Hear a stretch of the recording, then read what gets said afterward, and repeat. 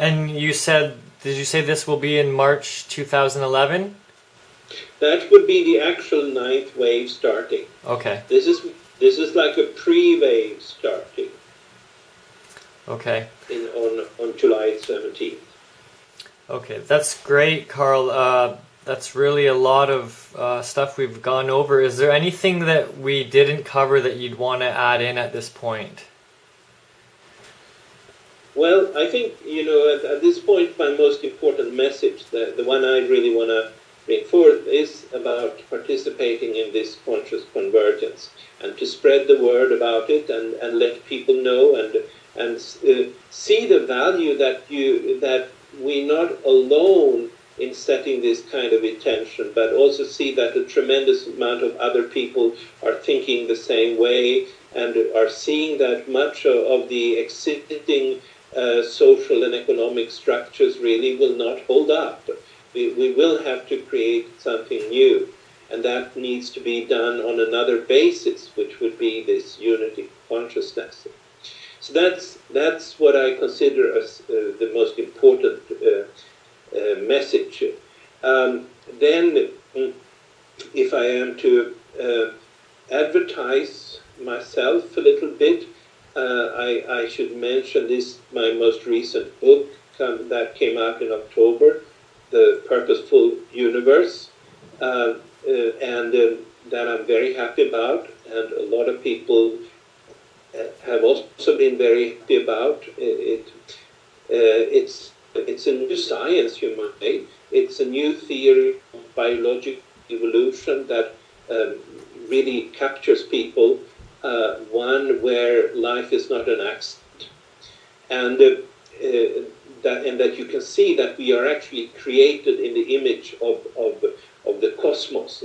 It's not an accident who we are, what we look like. We are created to manifest the cosmic plan.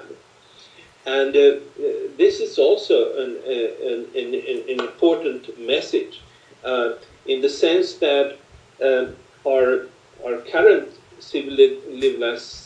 current science is much based on the Darwinist idea that life is an accident. And this is, it's not only wrong, but I think it's also a dangerous perception, because it sort of takes away the responsibility for people.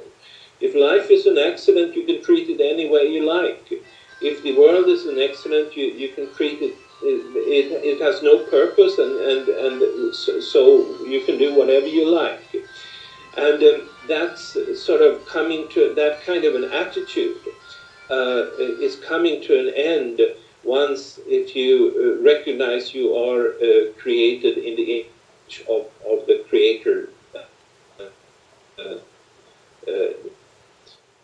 I'm glad you said that, Carl, because I agree with you.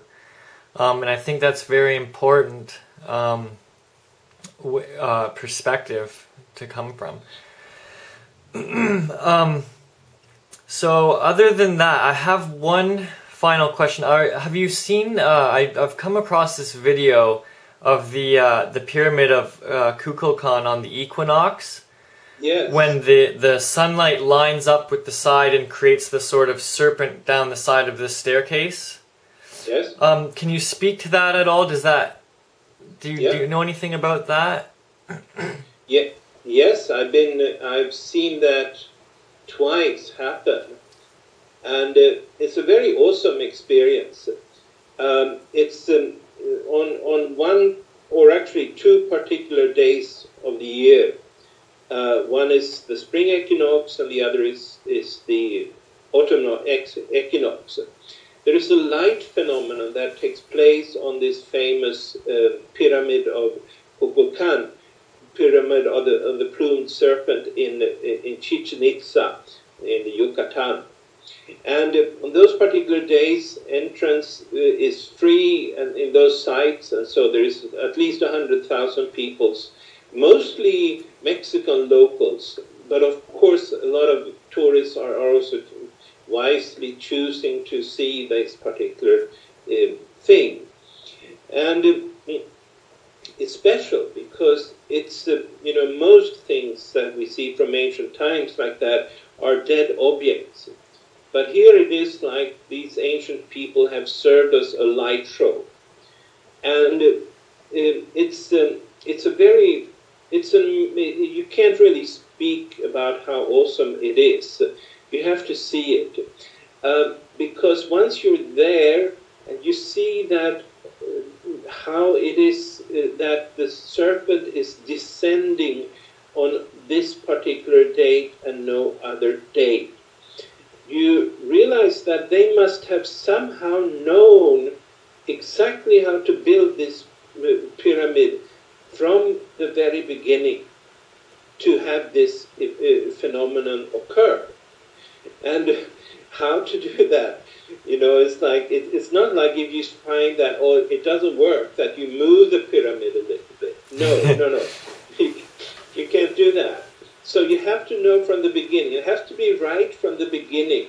And there is no way of testing it out, because the testing ground is only once or twice a year. And so somehow they just knew this is how we do this, and then they could watch it. And so that's certainly for those, it already occurred this year in the spring equinox. And it's, you know, there's also another quite funny, you might say, an amazing photograph taken by a Mexican or an American-Mexican family vacationing down in Chichen Itza last year, I think, where they see this huge pillar of light on the photograph emanating from the top of the pyramid and going right up to the sky.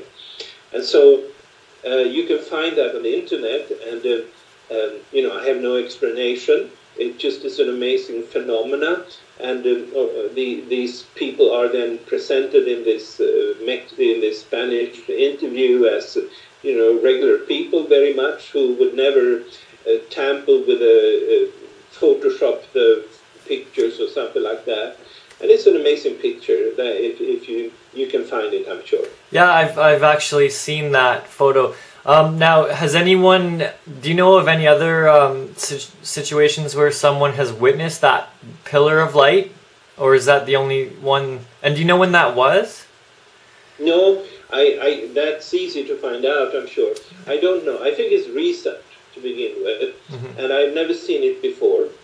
And it may be, you know, it may be like the orb phenomena, all these, you've seen these round light balls that are coming up on photographs, especially in spiritual context.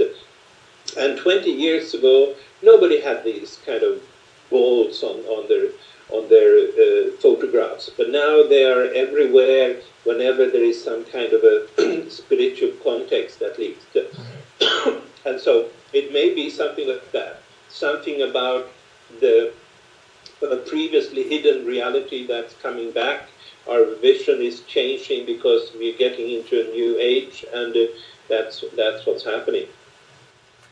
Okay, that's great, Carl. I just want to thank you for sharing all of this information with us, and I think that's a great place to end there. And so, unless you have anything else to add, okay. Thank you very much. Okay, so we wish you well then, and I look forward to participating in the conscious convergence. Great. I'll be keeping an eye on that, and hopefully everything will get a little better in the future for the world. Yes.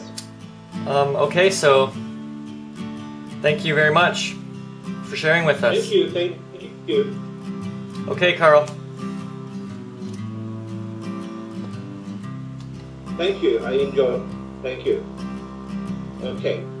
Okay, bye now.